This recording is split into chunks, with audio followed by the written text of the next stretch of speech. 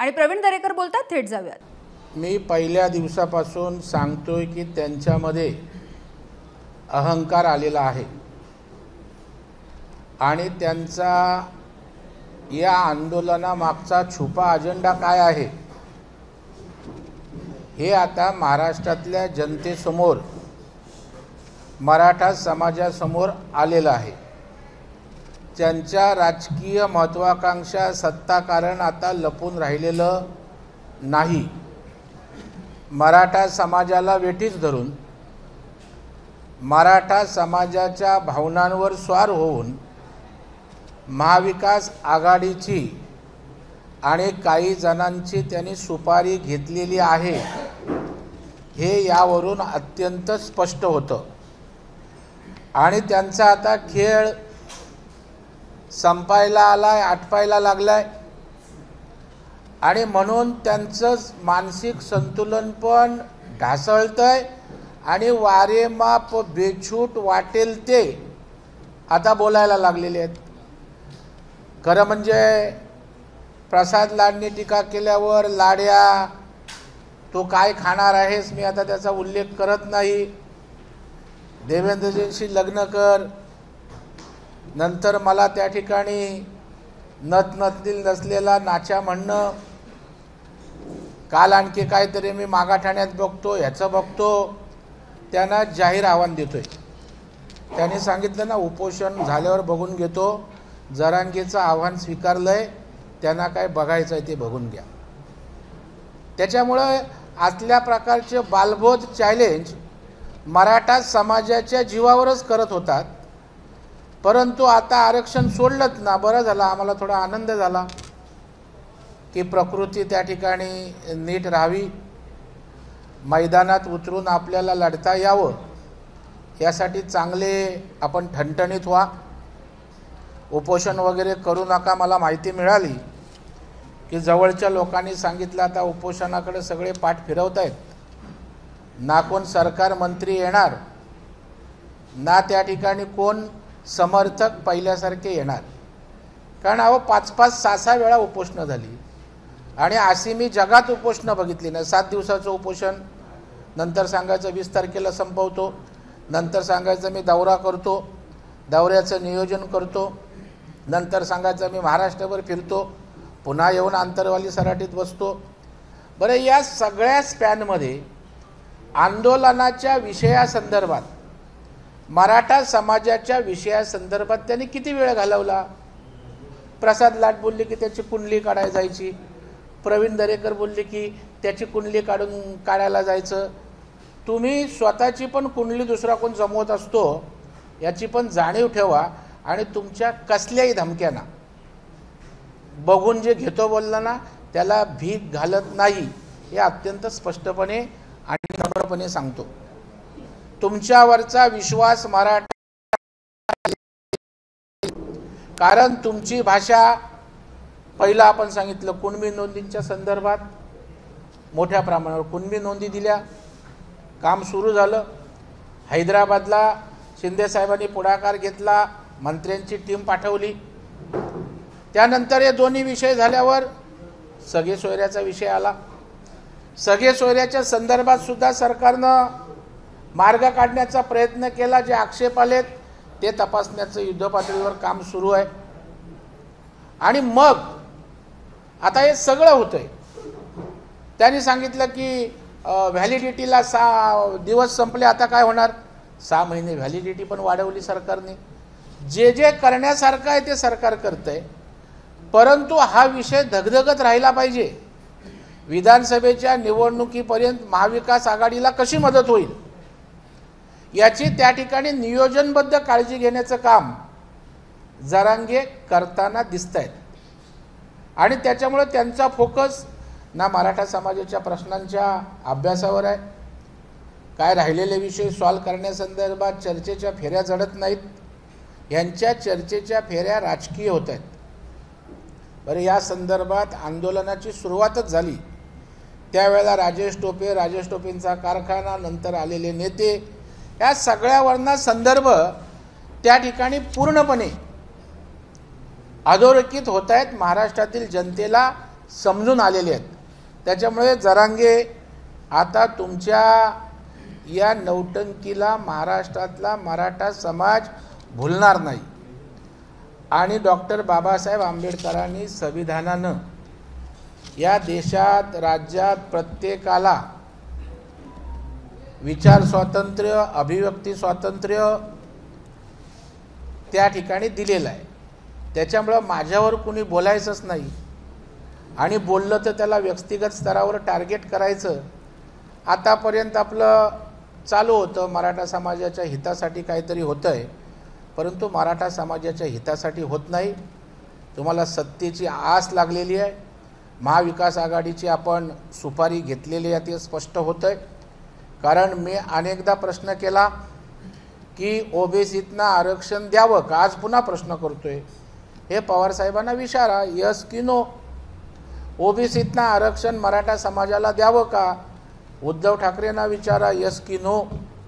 मराठा समाजाला आरक्षण ओबीसीतना द्यावं का. नाना पटोले काँग्रेसच्या नेत्यांना विचारावं, यस की नो. त्यांना आपण या क्षणापर्यंत विचारलेलं नाहीत. तुम्ही विचारताय फक्त देवेंद्र फडणवीसांना, तुम्ही विचारताय फक्त भारतीय जनता पार्टीला.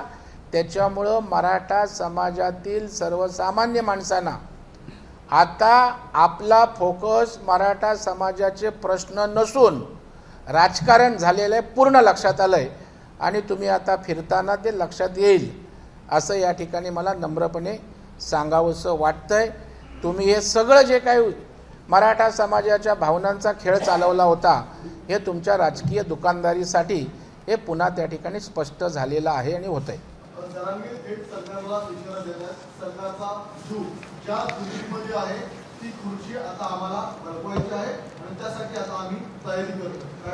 नाही, मी तेच म्हणालो ना, त्यांच्या मनात पोटात जे होतं ते आज त्या ठिकाणी बाहेर आलेलं आहे.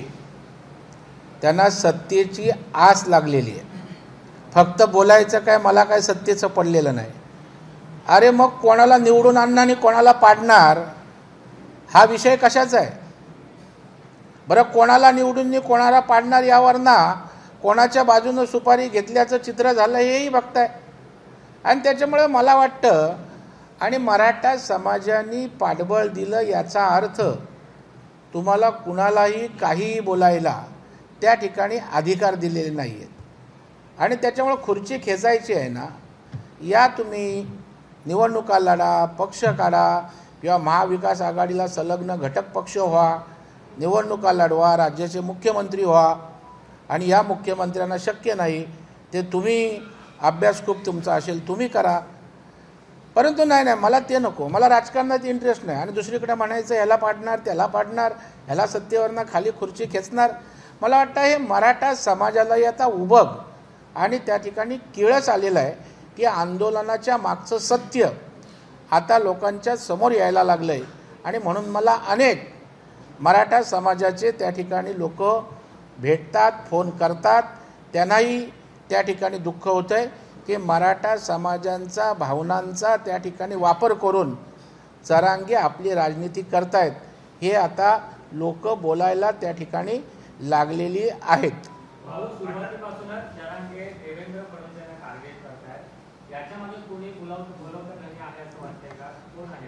क्लिअर कट यामागे कोण आहे, महाराष्ट्रातले वरिष्ठ जबाबदार मोठे नेते हे त्या ठिकाणी आता काही लपून राहिलेलं नाही. आंदोलनाला फूस देतं कोण, जरांगेची भाषा ज्या पद्धतीनं चालले, त्यामुळे विरोध कोणत्या दिशेनं आहे, समर्थन कोणत्या दिशेला आहे हे स्पष्टपणे त्या ठिकाणी दिसतंय. आणि मागच्या निवडणुकीमध्ये जरांगेच्या या अंतस्थ लपलेल्या राजकारणाचा अंदाज नव्हता, म्हणून भोळा बाबडा मराठा समाज त्या ठिकाणी आमच्यासाठी काहीतरी जरांगे करतायत यावर विश्वास होता. परंतु आता जरांगेने मराठ्यांचे प्रश्न सोडले, राजकारण ओरिएंटेड झालेत, याचं दुःख आणि सल मराठा समाजाच्या सर्वसामान्यांना त्या ठिकाणी आहे. आणि त्याच्यामुळं मला वाटतं आता मराठा समाजाला असली रूप समजलेले आहे. जरांगेंच्या खांद्यावर बंदूक ठेवून कोणाचा नेम कोण चालवतंय हे आता उघड झालेलं आहे, स्पष्ट झालेलं आहे. त्यांची अपेक्षा आहे त्यांना जेलमध्ये टाकावं, कारण आता पब्लिसिटी हळूहळू कमी होते, कॅमेरे कमी झालेत, गर्दी कमी झालेत. तर पुन्हा जेलमध्ये गेले तर पुन्हा गर्दी, पुन्हा लखलखाट, पुन्हा प्रसिद्धीच्या झोतात राहता येईल. आणि म्हणून त्यांचा अट्टहास असेल की त्या ठिकाणी त्यांना जेलमध्ये टाकावं. परंतु त्या ठिकाणी जेलमध्ये कोण कसं जातं याचे काही संविधानाने दिलेले निकष आहेत, नियम आहेत, कायदा असेल त्यानुसार होत असतं. कोणाला जेलमध्ये जायचं आहे म्हणून कोण जेलमध्ये टाकत नसतो.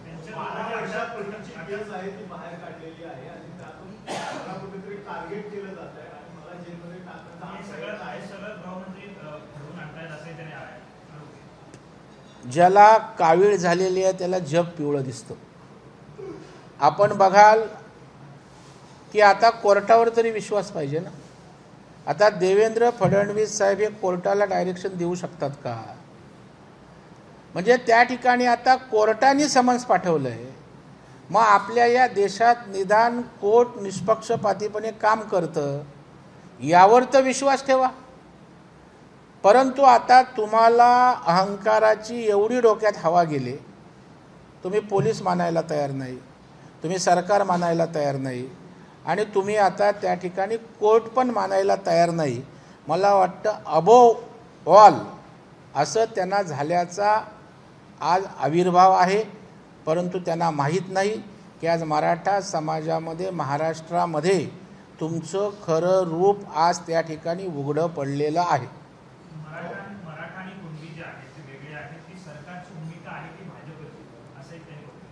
नाही, मला वाटतं त्यांना जे म्हणायचं आहे, आमची भूमिका त्या ठिकाणी एकनाथरावजी शिंदेसाहेब असतील, देवेंद्रजी असतील, सरकारने स्पष्ट भूमिका केलं आहे. दुसऱ्याच्या ताटातलं त्या ठिकाणी आम्ही काढणार नाही. मराठ्यांना आरक्षण देण्याचं काम सरकारने केलेलं आहे.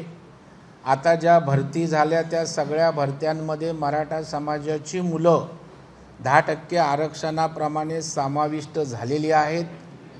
आणि त्याच्यामुळे ओबीसींच्या आरक्षणाला धक्का न लावता त्या ठिकाणी आरक्षण देण्याची, मराठा समाजाची प्रश्न सोडवण्याची भूमिका सरकारची आहे. परंतु आता ओबीसीतनं मराठ्यांना आरक्षण द्या अशा प्रकारचा विषय करायचा आणि मराठा आणि ओबीसीमध्ये महाराष्ट्रामध्ये वाद निर्माण करायचा आणि या वादातना राजकीय पोळी ज्यांच्यासाठी भाजायची आहे त्यांना लाभ मिळवून द्यायचा असा नियोजनबद्ध कार्यक्रम सन्माननीय जरांगे यांचा या ठिकाणी दिसतोय.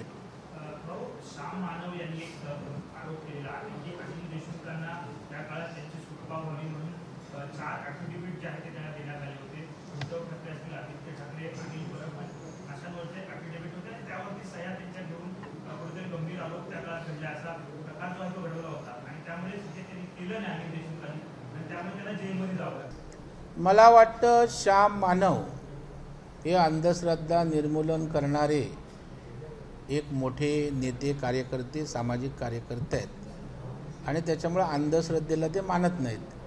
त्याच्यामुळे जे असलीयत असेल तर त्यांनी ह्याच संबंधित डॉक्युमेंट्स त्या ठिकाणी संबंधित यंत्रणांकडे उपलब्ध करावे. म्हणजे आपल्याला जे म्हणायचं आहे त्यातलं सत्य बाहेर येईल आणि महाराष्ट्रातील जनतेसमोर खरं काय हे जाईल. परंतु खोटं बोलायचं, पुन्हा पुन्हा बोलायचं आणि त्याला पुष्टी द्यायची आणि खोटं खरं करायचं असं अलीकडच्या काळात एक त्या ठिकाणी पद्धत रूढ होऊ राहिले. त्यातनंच अनिल देशमुखांच्या त्या वक्तव्याला दुजोरा देण्याचं हे काम आहे.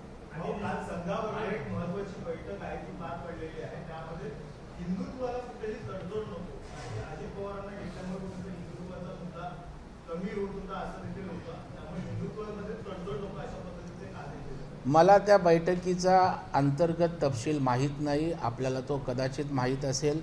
परंतु हिंदुत्वाच्या बाबतीत संघाची असेल, भारतीय जनता पार्टीची स्पष्ट भूमिका आहे.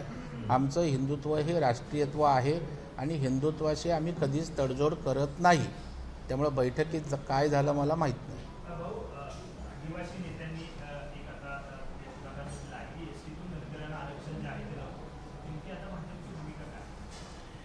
भारतीय जनता पार्टीने वारंवार आरक्षणासंदर्भातल्या भूमिका स्पष्ट केलेल्या आहेत की कुठल्याही समाजाचं आरक्षण काढून दुसऱ्या समाजाला द्यायचं नाही. त्याच्यामुळे आदिवासींचंही आरक्षण त्या ठिकाणी काढणार नाही, परंतु ज्या ज्या समाजाला आरक्षण पाहिजे, सवलती पाहिजेत, त्या पुरेपूर देण्याची भूमिका भाजपची आणि सरकारची आहे आणि तीच भूमिका त्या ठिकाणी सरकारची राहील.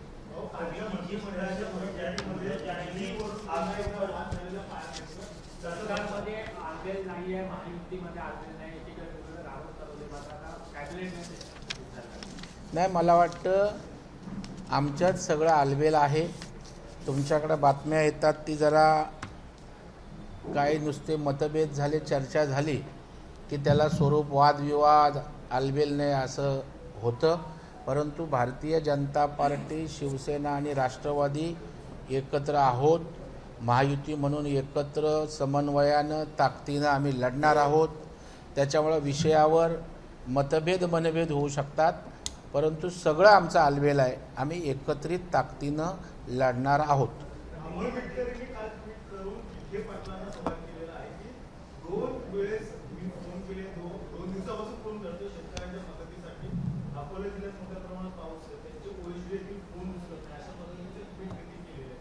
आता अमोल मिटकरी व्हेरी VIP झालेत. आता त्यांनी हा विषय प्रकर्षानं प्रसारमाध्यमांना चव्हाट्यावर आणला आहे. त्यामुळे आता त्यांचा फोन कोण न उचलण्याचं धाडस करणार नाही.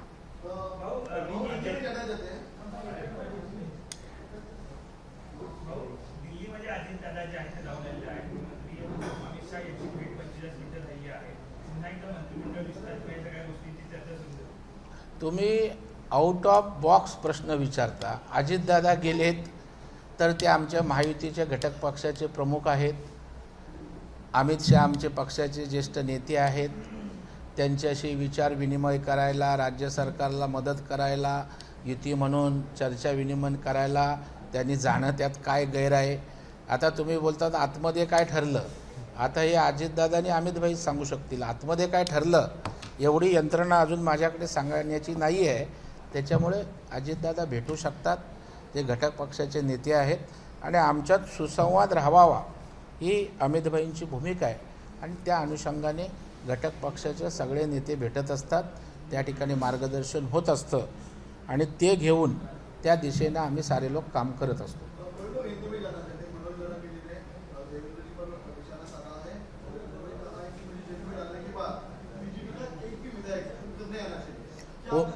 उनकी इच्छा पूरी नहीं होगी.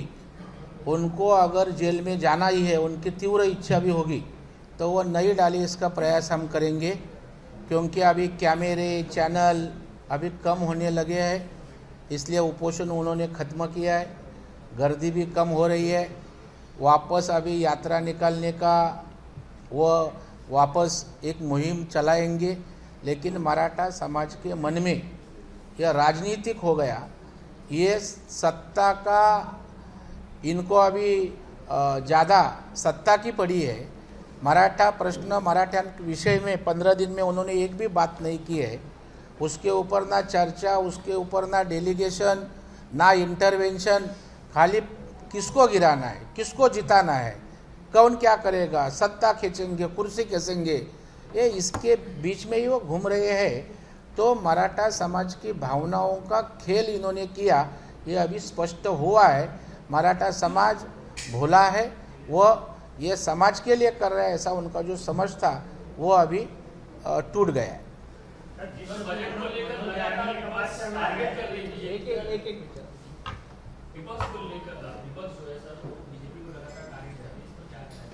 अभी विपक्ष तो को हमारे सरकार की गुणगान तो नहीं गाएंगे. और अपने देश में अभी तक विपक्ष ने ऐसा, सत्ताधारी पक्ष ने अच्छा बजट दिया ऐसा कभी नहीं बोलते. पहला एक ज़माना था कि विपक्ष भी सत्ताधारी पक्ष ने अच्छा किया तो बजट का गुणगान करते थे. लेकिन अभी की राजनीति है, अभी इतना अजय अच्छा बजट पेश किया है. युवा के लिए लाखों कोटि रुपए का निधि दिया है. 2 लाख कोटि, 5 लाख कोटि का 5 साल में देने का निश्चित किया है. महिला मेरे बहनों के लिए 3 लाख कोटि का प्रावधान किया है. इंफ्रास्ट्रक्चर के ऊपर 11 लाख कोटी रुपए देने का प्रावधान किया है। तो समाज के हर क्षेत्र को, गरीब को, युवा को, महिला को, किसान को, उनके प्रगति के लिए बजट में उपलब्धि दी है। लेकिन मैं कल भी प्रसार माध्यम से चैलेंज किया कि जब मोदी साहब का सरकार आया, उसके पहले यूपीए का गवर्नमेंट था, उन्होंने इस विषय पे कितने रुपयों का वह तरतूद की थी और हमारे गवर्नमेंट ने की है, उसका कंपैरिजन खाली करो। फिर विपक्ष जो बोलते हैं उसमें सच क्या, ये देश की जनता के सामने आएगा। प्रवीण जी, महाराष्ट्र में विधानसभा में सबसे बड़ी पार्टी आपकी है, उस हिसाब से महायुति में अगर सीटों का बंटवारा हो, जैसे कि कांग्रेस की बैठक में दिल्ली में हुई, ऐसी खबर आ रही है कि वो 120 सीटों पर लड़ेगी। हालिया में जो लोकसभा चुनाव में उनको जो सीट मिली है, महाराष्ट्र में सबसे बड़ी पार्टी के नाते आप लोग कितनी सीटों पर चुनाव लड़ने की इच्छा है? उसके ऊपर अभी तक कुछ तय नहीं हुआ। तीनों पार्टी इकट्ठा बैठेंगी, हर पार्टी अपनी क्षमता, अपने सीट के अनुसार और इलेक्टिव मेरिट के अनुसार सीट लड़ेंगी और तीनों पार्टी के नेता इकट्ठा बैठ के तय करेंगे और दिल्ली के हमारे शीर्षस्थ नेतृत्व उसको अंतिम रूप देंगे। जिस तरह से मनोज जाएंगे का बीजेपी में नए चेहरों को बहुत मौका मिल सकता है। प्रवीण जी, इस बार की विधानसभा चुनाव में बीजेपी से नए चेहरों को मौका मिलने की गुंजाइश है? वो मेरा हाथ में नहीं विषय, वो मुझे पूछ रहे हैं कौन सा चेहरा लाना, यह भारतीय जनता पार्टी की हमारे नेतृत्व तय करेगा। हमारे तीनों पार्टी की नेता तय करेंगे और वो इकट्ठा करके महायुति करके चेहरे सामने आएंगे। सत्ताधारी भाजपच्या बैठकीवर संजय राऊतांनी टीका केली आहे। कुठेतरी जे घोटाळेबाज आहेत त्यांच्यावर संघटना आरोप केले होते आणि तेच आता जर सोबत घेत आहेत तर कुठेतरी चुकीचं आहे, अशा प्रकारचं वक्तव्य संजय राऊत करताना पाहिलं। संजय राऊत निराधार बिनबुडाचे वक्तव्य करत असतात, त्याच्यामुळं त्यांचं कुठलंही वक्तव्य आम्ही गांभीर्यानं घेत नाही। आता त्यांनी आरोप करायचे दुसऱ्यावर, ज्यांच्यावर आरोप झाले, जेलमधनं जाऊन आले, त्यांना कुठला नैतिक अधिकार दुसऱ्याच्या विषयी बोलण्याचा उरतो, हा खरा प्रश्न आहे। जिस तरह से मनोज जाएंगे का चल रहा है, बाकी चल रहा है और टीका भी किया है, विधानसभा का चुनाव का समय है, ऐसे में क्या वो लोग क्या संदेश देना चाहते हैं महाराष्ट्र के लोगों को? क्या उनको ये किया जा रहा है या उन्हें बहलाया, ये बहाने के द्वारा फंसाया जा रहा है? मुझे समझा नहीं आपका क्वेश्चन। जिस तरह से मनोज जाएंगे का उनका बाकी जो चल रहा है और आपके ऊपर टिकट किया है और भी तो नहीं, वो देखो, वो मराठा समाज का प्रश्न से ज़्यादा वो राजनीतिक बातें ज़्यादा करने लगे हैं, यही हमारे मन में उसके लिए दुख है। जरांगे के हमारे दुश्मन नहीं, जब तक समाज के लिए प्रामाणिकता से काम करते थे, हम सब लोग राजनीति के ऊपर आके उनको समर्थन देते थे, दे रहे थे। लेकिन अभी जो जरांगे की मुहिम चालू है वो भारतीय जनता पार्टी और सरकार के खिलाफ है। सरकार की कुर्सी खींचनी है, इसका मतलब महाविकास आघाड़ी की कुर्सी लानी है, तो उसमें सत्ता कारण करना है। जो समाज कारण था वो मराठा समाज के भावनाओं के ऊपर खेलकर अभी वो सत्ता कारण कर रहा है, इसलिए मराठा समाज के मन में से वो उतर गए हैं। तो इसलिए उसकी अभी सब भूमिका राजनीतिक हो रही है। आज भी आपके माध्यम से मेरा उनको आह्वान है कि आप मराठा आरक्षण का, मराठी प्रश्न जो मराठा समाज का, उसके ऊपर फोकस करो, हम आपके साथ हैं। लेकिन आप राजनीति करोगे तो राजनीति सरी का जवाब दिया जाएगा।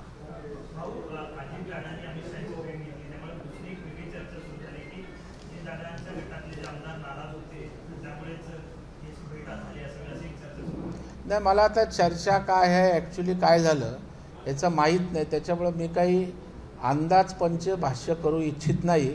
मी एवढंच म्हणेन की अजितदादा आमच्या घटक पक्षाचे प्रमुख आहेत आणि अमित शहा आमचे प्रमुख नेते आहेत भाजपचे, त्याच्यामुळे समन्वयाच्या दृष्टीनं किंवा भविष्यातल्या मार्गदर्शनाच्या दृष्टीनं ही भेट असू शकते की आपण म्हणताय त्याप्रमाणे काही कन्फ्युजन असेल, तेही वरिष्ठ नेत्यांना भेटून दूर करण्यासाठी या भेटीचा उपयोग होऊ शकतो। चला खूप खूप धन्यवाद. एबीपी माझा, उघडा डोळे बघा नीट.